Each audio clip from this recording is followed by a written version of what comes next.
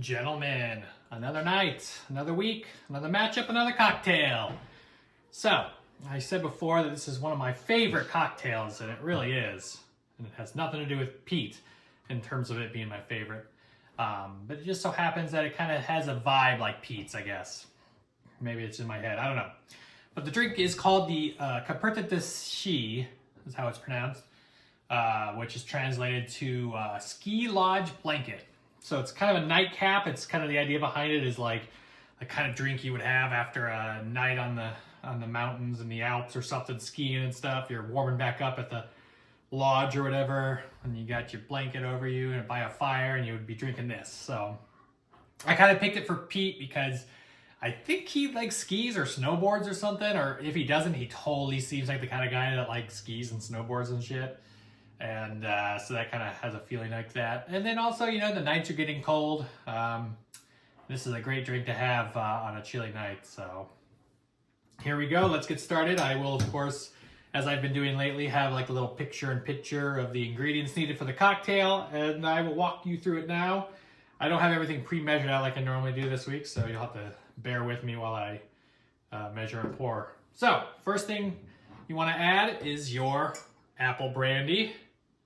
Calvados is what I use, as I've said before, but obviously any apple brandy you have, or any brandy really, you can try. I'm sure it'd be fine. This is just what the recipe calls for.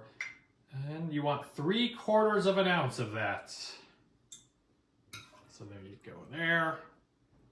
Oh yeah, that's good stuff.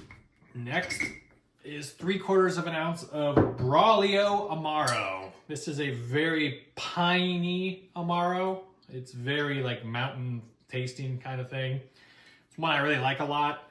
But I've talked about Amaro in the past, and I even mentioned a bottle of liquor that every bar should have, I believe, was the Averna Amaro. I'd say like 90% of the nicer cocktails that I make involve an Amaro of some sort or another. I've got a bunch of Amaros, but you could use any one for this, and it wouldn't make a huge difference. So if you only have that Averna, like I had recommended earlier, that would be fine. This just gives it more of a piney, bitter kind of mountainy taste, I guess. But, you know, make do with what you got. This is, I don't think you could buy a bottle of this in Iowa. You might have to, I had to go out of state for it, so. And then 3/4 of an ounce of sweet vermouth. So that's 3/4 of an ounce of the main ingredients, even, which is always, I always like a cocktail with equal parts. Makes it a little bit easier. Although the next ingredient is not equal parts, so fuck that, I guess. And there we go. I only had one question this week again. And as you might guess, it was from BK. And he just wants to know, since we expanded the league, if Pete has been a net positive or negative for the league. And it would be very easy, since I am playing him this week and I want him to lose horribly as I push forth with my run towards a couple of bottles, hopefully. It would be very easy for me to see negative and say all this shitty things about Pete, because, you know, that's what you're supposed to do when you play a guy. So this is 1/4 ounce of creme de cacao. And there we go. That's roughly 1/4 of an ounce. All right. But I will have to say, through all that, that I do think that Pete has been a good addition to this league. He hasn't been as active every year as some people, but there's a few years I can recall some pretty fun stunts. I particularly recall a video, I believe, of somebody in a dinosaur costume. And just Pete's a fun guy in general. He's the kind of guy you want to go on a mountain and ski with or some shit. That said, I hope he loses. So, obviously. So you'll see I'm stirring this as opposed to shaking it. There's no juice in there, any fruit juice or anything, so there's not really a need to shake it. I mean, the real big difference between the things, you know, you hear like James Bond saying he wants his martini shaken instead of stirred. Some people like it because it breaks up the ice cubes when you shake a drink.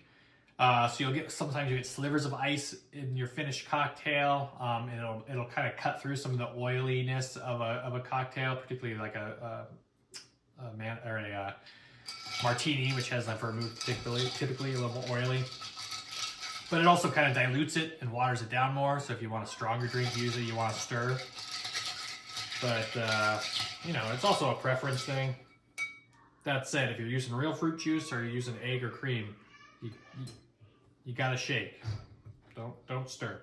All right, after you stir it a good amount, make sure it's nice and cold. You strain it into a chilled cocktail glass of your choice. I'm using a nice coupe glass because I like to pretend to be like fancy. And you garnish it with an orange peel. First, you get those oils into the drink, and then bloop.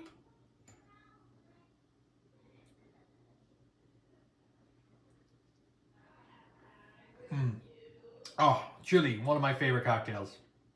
I highly recommend that you all try and make this if you can. And I said earlier, and it stands, an open invitation to anybody in the league who wants to come by, and I'll make you whatever cocktail you want. So with that, cheers, folks. Have a good week.